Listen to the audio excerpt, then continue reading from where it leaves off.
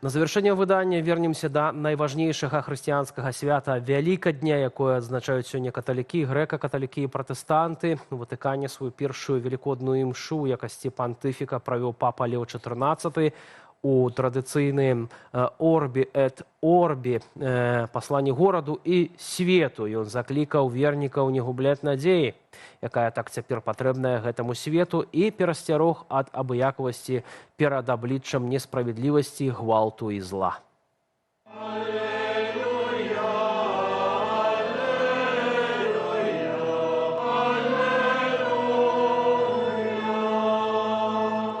Няхай тыя, у каго ёсць зброя, складуць яе. Хай тыя, хто мае ўладу развязваць войны, выберуць мір. Не мір, навязаны сілай, а мір, дасягнуты шляхам дыялогу. Не з жаданнем панаваць над іншымі, а з жаданнем супрацьстаяць злу.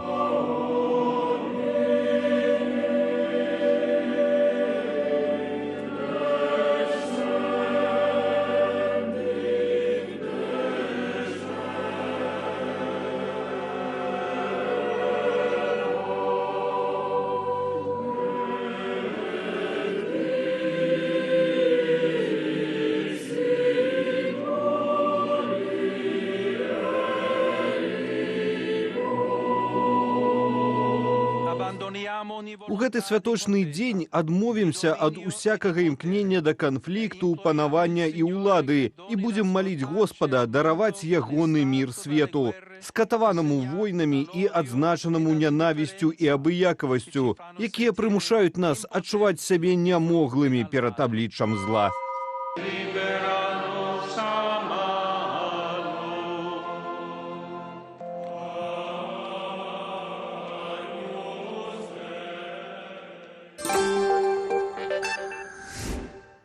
На гэтым ставім кропку ў нашым выданні. Зычу добрага вечара гаспадарству. Хай наступны тыдзень будзе лепшым, чымся мінулы. Да сустрэчы.